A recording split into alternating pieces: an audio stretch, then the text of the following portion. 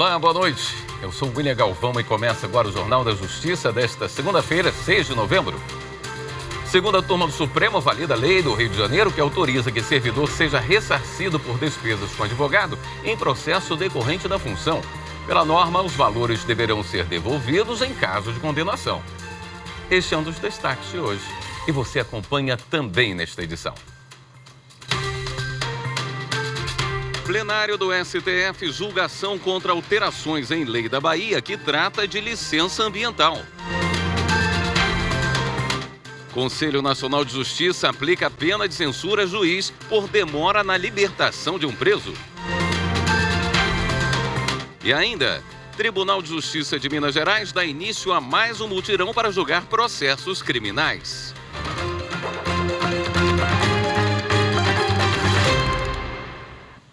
A segunda turma do STF manteve a lei do Estado do Rio de Janeiro que autoriza o ressarcimento de despesas com advogado em processo contra servidor público. As informações com a repórter Viviane Novaes. A Assembleia Legislativa do Rio de Janeiro e o Procurador-Geral do Estado entraram com um recurso na Suprema Corte contra uma decisão do Tribunal de Justiça. O TJ do Rio tinha invalidado uma lei de 2013 que prevê o custeio de advogado para servidor ou autoridade pública que entrar na Justiça com ação sobre a função pública. O relator, ministro Edson Fachin, rejeitou o recurso. Ele entendeu que o custeio de honorários advocatícios com recursos públicos exige licitação e apenas a União pode propor alterações sobre o tema. Mas no julgamento prevaleceu o voto divergente do ministro André Mendonça. Para ele, o objetivo da norma é proteger os agentes públicos que se tornam réus em processos que muitas vezes visam a intimidação do exercício da função deles. O ministro afirmou que a lei estadual criou uma espécie de auxílio financeiro aos servidores que se tornam pessoalmente réus em demandas cíveis ou criminais por ato próprio do exercício da função pública. O ministro lembrou que, em caso de condenação do servidor ou autoridade, os valores têm de ser restituídos aos cofres públicos. A maioria da segunda turma do STF seguiu o entendimento de André Mendonça e manteve a validade da lei fluminense. Está em julgamento no plenário virtual do Supremo Tribunal Federal um processo que questiona alterações em lei estadual sobre licença ambiental na Bahia. O relator, ministro Dias Toffoli. Repórter, Marta Ferreira. As alterações feitas na lei baiana em 2011 em discussão criaram duas modalidades de licenças ambientais não previstas na legislação federal: a licença de regularização e a licença ambiental por adesão e compromisso. A Procuradoria-Geral da República entrou com ação no Supremo Tribunal Federal pedindo que essas alterações sejam declaradas inconstitucionais. Para a PGR, as duas modalidades permitem a instalação de atividades ou empreendimentos sem a realização de qualquer tipo de estudo de impacto ambiental, o que fere o direito ao meio ambiente ecologicamente equilibrado. Alega também afronta ao Pacto Federativo, ao criar lei de competência concorrente. O processo está em julgamento em sessão no plenário virtual. O relator é o ministro Dias Toffoli. Ele não aceitou os argumentos apresentados pelo Procurador-Geral da República. No voto, Toffoli destacou que a Constituição Federal determina que é da União a competência para a edição de normas gerais de proteção do meio ambiente e responsabilidade por dano ambiental, ficando para os estados e para o Distrito Federal o exercício de competência legislativa suplementar, de forma a adicionar situações específicas a serem observadas no âmbito local.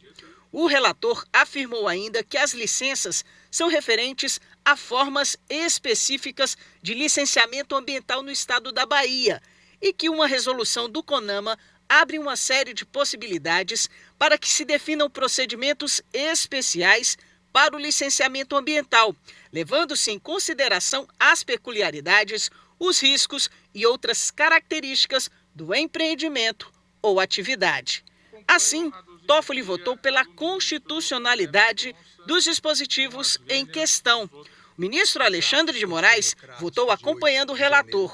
O prazo para os demais ministros apresentarem o voto vai até o dia 10 de novembro. O presidente do STF, do Conselho Nacional de Justiça, ministro Luiz Roberto Barroso, participou nesta segunda-feira de um evento que discutiu o cenário político e econômico brasileiro para 2024 e contou também com a participação do ministro da Fazenda, Fernando Haddad, e dos presidentes da Câmara dos Deputados, Arthur Lira, e do Senado, Rodrigo Pacheco. A reportagem é de Carolina Chaves. O ministro Luiz Roberto Barroso apresentou o painel sobre os desafios do STF. Ele dividiu a palestra em 3 partes: protagonismo do Supremo e a segurança jurídica, pacificação do Brasil, e falou sobre as ideias dele sobre o poder judiciário. Barroso explicou que a Corte apoia, com base na Constituição, o crescimento econômico, mas que para isso aconteça é preciso combater a pobreza, o preconceito, estimular a educação, habitação, tecnologia e segurança pública. O Supremo tem decisões de grande apoio ao empreendedorismo. O Supremo, nas relações de trabalho, antes da reforma trabalhista, fez prevalecer o negociado sobre o legislado. O Supremo validou a reforma trabalhista, inclusive o fim da contribuição sindical obrigatória. O Supremo superou o entendimento do TST, permitindo a terceirização onde não haja fraude. O Supremo derrubou as leis que proibiam o transporte individual por aplicativo. Portanto, o Supremo ele tem um papel muito importante na segurança jurídica e cumpre a Constituição, e um dos valores constitucionais é a livre iniciativa, e acho que o Supremo desempenha bem esse papel. Ao final da palestra, o ministro também defendeu os métodos consensuais de solução de conflitos e falou sobre a preocupação dele quanto à interpretação das decisões da Justiça pela sociedade. Por isso, ele lembrou um dos eixos da gestão nos próximos 2 anos à frente do STF, o de aperfeiçoar a interlocução com a sociedade. O Conselho Nacional de Justiça aplicou a pena de censura a um juiz por demorar meses para libertar um preso. De acordo com a lei da magistratura, essa penalidade impede que magistrados concorram à promoção por merecimento pelo prazo de 1 ano. Repórter Pablo Lemos. O relator do caso no Conselho Nacional de Justiça foi o conselheiro Marcelo Terto. Durante o julgamento do processo administrativo disciplinar, ele explicou que um juiz do Ceará levou 5 meses para determinar a soltura de um detento provisório. O Ministério Público já havia elaborado um pedido de arquivamento de inquérito sobre o caso, que levou em conta o princípio da insignificância, diante do grau do crime cometido.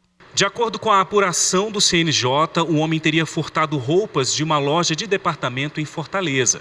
Ele ficou preso provisoriamente durante todo esse tempo, enquanto aguardava a decisão sobre o caso. Por esse motivo, a defesa entrou com um pedido de habeas corpus no Superior Tribunal de Justiça para ele ser solto imediatamente. E mesmo com a decisão do STJ pela soltura, depois de meses, passaram-se mais de 10 dias até o cumprimento da ordem judicial. No CNJ, o relator Marcelo Terto ressaltou a insensibilidade em relação ao homem sob custódia do Estado. Para ele, a regra de não exceder os prazos para sentenciar e despachar, prevista no Código de Ética da Magistratura, foi infringida. Ao justificar a pena mais branda de advertência ao preso, ele pontuou que o caso não se trata de simples negligência do cumprimento dos deveres do cargo de juiz. No entanto, na decisão, Marcelo Terto considerou o histórico exemplar do magistrado e propôs a pena de censura, que pode impedir a promoção de magistrados por merecimento pelo prazo de 1 ano. A decisão foi acompanhada por maioria. A seguir, o Tribunal de Justiça de Minas Gerais dá início a mais um mutirão para julgar processos criminais. Voltamos em instantes.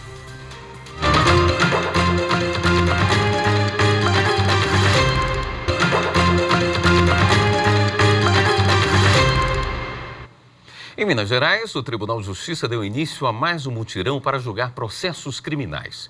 200 jurados foram convocados para atuar nas sessões de julgamentos. Confira na reportagem de Kátia Matos. Para o novo mutirão do Tribunal do Júri, foram convocados 213 jurados e 108 réus foram intimados. O que normalmente é realizado em 6 meses, com o mutirão será feito em menos de 30 dias. Estamos no mês nacional do júri. Em novembro, o CNJ conclama os tribunais de todo o país para que envidem esforços para pautarem e efetivamente julgarem sessões do Tribunal do Júri os processos de crimes dolosos contra a vida. O Ministério Público e a Defensoria Pública de Minas Gerais também são parceiros do TJMG no mutirão. Foram designados 29 promotores e 14 defensores públicos. Até agora, cerca de 70 sessões plenárias das 108 previstas para julgamento serão acompanhadas pela Defensoria Pública. Juízes do interior vieram para a capital contribuir com o mutirão. O Dr. Marco Anderson veio da comarca de Governador Valadares. A gente sabe que tem uma taxa de congestionamento de júri, não só aqui em Minas Gerais, mas em todo o país. E esses mutirões acabam solucionando e trazendo a justiça para a comarca e para o Estado. Serão julgados crimes dolosos contra a vida, aqueles em que houve intenção. Entre os crimes estão o homicídio, o induzimento ou instigação ao suicídio, o infanticídio e o aborto. Isso vai ajudar muito, tanto na diminuição da pauta, como na própria angústia das famílias envolvidas nos processos. E nesse caso, você tem uma situação de muito impacto social. Quanto mais demoram os processos, mais angústia para todos, principalmente para a sociedade. Então é uma forma de nós conseguirmos minorar essa situação. Em 2022, o TJMG foi o tribunal que mais julgou crimes dolosos contra a vida. Foram 364 sessões em 163 comarcas de Minas Gerais. E neste ano, esse número deve ficar ainda maior. Desde o início de 2023, já foram julgados 264 processos. A expectativa com esse novo mutirão é realizar 6 sessões de julgamento por dia até 30 de novembro. As sessões ocorrem simultaneamente nas 18 salas de aula cedidas pela Universidade FUMEC. A parceria com a FUMEC foi tão frutífera que estamos fazendo a segunda edição, novamente na mesma instituição de ensino, aproveitando a estrutura, aproveitando o know-how que adquirimos na primeira versão. A cooperação vale para os dois lados. Os estudantes de direito podem acompanhar todas as sessões. É uma oportunidade para os alunos do início do curso, que ainda não viram matérias processuais penais e de prática penal e de direito penal, mas também para os alunos que já estão formando e ingressando agora na advocacia criminal. O Tribunal Superior Eleitoral aprovou 15 inscrições para o teste público de segurança da urna. As informações com a repórter Mariana Fabre. 27 planos de teste foram selecionados pelo Tribunal Superior Eleitoral para serem executados durante o teste público de segurança da urna 2023. A comissão reguladora do teste aprovou 15 inscrições, sendo 8 individuais e 7 em grupo. Serão 36 pessoas participando, entre elas 6 mulheres. Os testes têm o objetivo de contribuir para o aperfeiçoamento da urna eletrônica e dos sistemas eleitorais que serão utilizados nas eleições municipais de 2024. Neste ano, o TSE recebeu 85 pré-inscrições, um número recorde. Entre os dias 9 e 20 de outubro, os pré-inscritos puderam inspecionar o código-fonte da urna eletrônica e dos sistemas eleitorais em uma sala disponibilizada na sede do Tribunal Superior Eleitoral, em Brasília. A relação das inscrições aprovadas está disponível no site tse.jus.br. Quem não teve o plano de teste aprovado tem até o fim do dia para apresentar recurso. Em 16 de novembro, será publicado o resultado final com os selecionados para participar do teste. A 7ª edição do teste da urna será de 27 de novembro a 1º de dezembro, na sede do TSE. A Justiça de Sergipe determinou o imediato fornecimento de água potável à comunidade quilombola da região sertaneja do Rio São Francisco. Márcio Fontenelle tem os detalhes. A Companhia de Saneamento de Sergipe recorreu da decisão da Justiça Federal, que atendeu uma ação com pedido de liminar do Ministério Público Federal, que determina o imediato fornecimento de água potável por meio de caminhões-pipa e a disponibilização de recipientes higienizados de coleta da água para a comunidade quilombola de Serra da Guia, localizada no município de Poço Redondo, na região do Rio São Francisco. A companhia argumentou que a responsabilidade pela distribuição da água seria do município de Poço Redondo, onde fica a comunidade, e que, por lei, teria até o dia 31 de dezembro de 2033 para universalizar o abastecimento. O caso chegou ao Tribunal Regional Federal da 5ª Região, que reconheceu o posicionamento apresentado pelo MPF de que o fornecimento de água está diretamente ligado à sobrevivência da comunidade, o que torna a medida liminar indispensável e urgente. Com isso, manteve a decisão anterior. Em caso de descumprimento da decisão, a Companhia de Saneamento de Sergipe terá de pagar multa diária. Ambev é condenada a indenizar um vendedor por assédio moral organizacional. A gente explica essa decisão do TST no próximo bloco. Até já.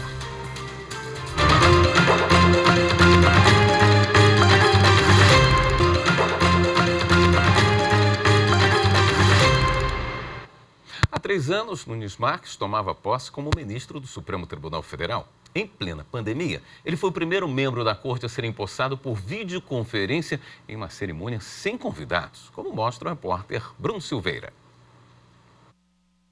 Aos 51 anos de idade, Cássio Nunes Marques mantém há anos uma relação diária com o Poder Judiciário. Seja como advogado e juiz do TRE do Piauí, estado onde nasceu, desembargador do TRF1 e agora ministro do Supremo. Em 2020, foi indicado pelo então presidente Jair Bolsonaro para fazer parte da corte após a aposentadoria do ministro Celso de Mello. Ele tomou posse no dia 5 de novembro de 2020 em uma cerimônia virtual, a primeira da história do tribunal, em virtude da pandemia de Covid-19. No STF, participou de decisões importantes. Foi do ministro o voto divergente, onde a corte decidiu que a contratação de profissionais de beleza sob a forma de parceria prevista em lei não ofende a proteção constitucional da relação de emprego. O ministro também teve participação na nova fórmula do cálculo do valor do fundo eleitoral, conduzindo à decisão do julgamento. Como membro da 2ª turma do STF, Nunes Marques desempatou a votação de extradição de um colombiano condenado por estupro e assassinato no país natal. Além da atuação como ministro do STF, Nunes Marques também é ministro efetivo do Tribunal Superior Eleitoral. A fabricante de bebidas Ambev foi condenada pela 3ª turma do TST a indenizar um vendedor em R$50 mil por assédio moral organizacional. Quem tem os detalhes é o repórter Pablo Lemos. O vendedor atuava na região da Grande Vitória, no Espírito Santo.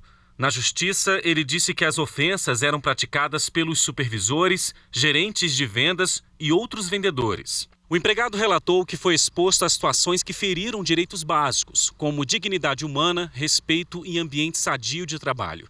Disse que foi vítima de expressões racistas e de xingamentos que questionavam o desempenho profissional, como desmotivado e desmaiado.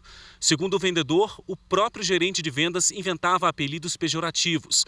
Além disso, o cumprimento de metas envolvia cobranças públicas, pressão psicológica, estresse físico e mental e ameaças de demissão. Ao avaliar o caso, o Tribunal Regional do Trabalho da 17ª Região, no Espírito Santo, retirou a condenação que havia reconhecido o assédio moral. A conclusão foi a de que todos os vendedores tinham apelidos com expressões, segundo o TRT, perfeitamente inseridas em um ambiente de brincadeiras tipicamente masculinas, inclusive com palavras de baixo calão. O vendedor recorreu ao Tribunal Superior do Trabalho.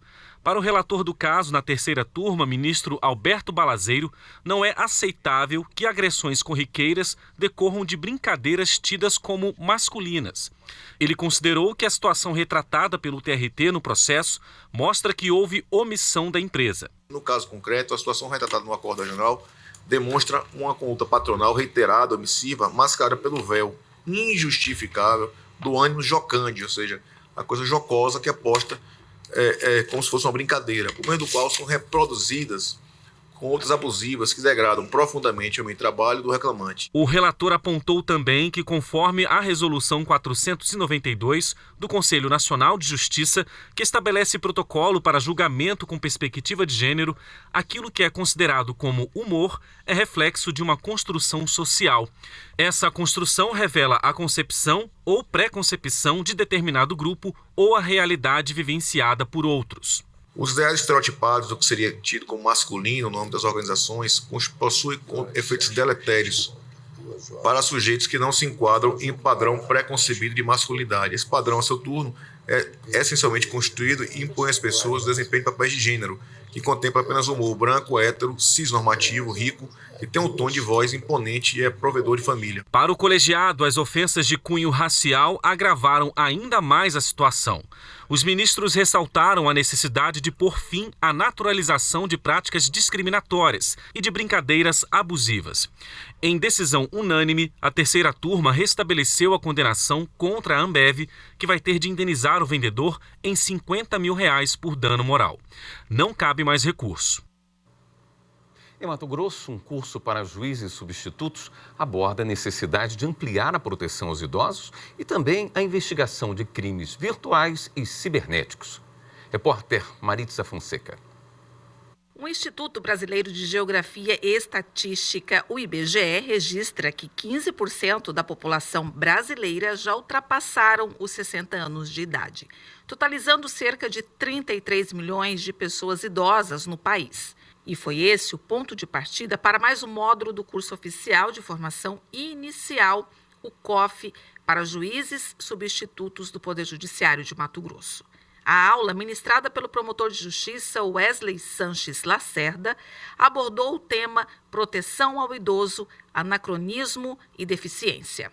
Tentar acender essa luz de alerta para eles, para que eles, como aqueles que têm a competência constitucional de deitar jurisdicção, né, eles possam ter esse compromisso de fazer essa compensação diante dessa deficiência de configuração em prol da tutela da pessoa idosa. Por quê? Eu sempre falo, né? Existe o ditado, o jargão de que as crianças são o futuro do mundo. Eu acredito piamente que o futuro do mundo são os idosos, né? É um lugar que todos nós, se já não estamos, estaremos lá em breve. Para debater a necessidade de proteção aos idosos, o palestrante trouxe 2 convidados, o promotor Wagner Fanconi e o delegado Mário Veras, da Delegacia Especializada de Delitos contra o Idoso.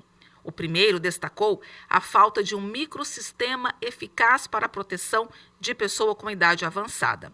O segundo, a carência de políticas públicas abrangentes para a proteção dos idosos.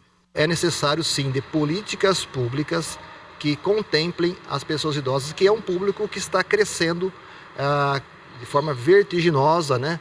Cada vez mais, nós estamos mudando o nosso perfil populacional no Brasil e merece, sim, ser dada a atenção devida a essa parcela.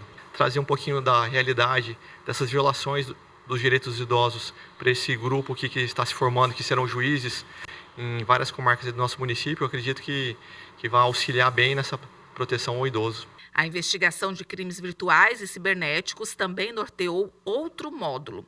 O delegado Rui Peral, titular da Delegacia Especializada de Repressão a Crimes Informáticos, foi o responsável pelo tema. Há assim, uma grande preocupação no sentido de transmitir as informações, os conhecimentos necessários para que os magistrados eles utilizem os dispositivos informáticos, celulares, computadores, tablets, de maneira segura, para que eles estejam blindados na internet, ou seja, para que eles não sejam vítimas de ataques virtuais e outros cybercrimes. O objetivo do COF é preparar os juízes recém-empossados no Judiciário Mato-Grossense para que eles conheçam mais sobre as atividades que vão ser desenvolvidas nas comarcas no interior do estado. Esta edição do Jornal da Justiça fica por aqui. Um bom início de semana para você. Até amanhã.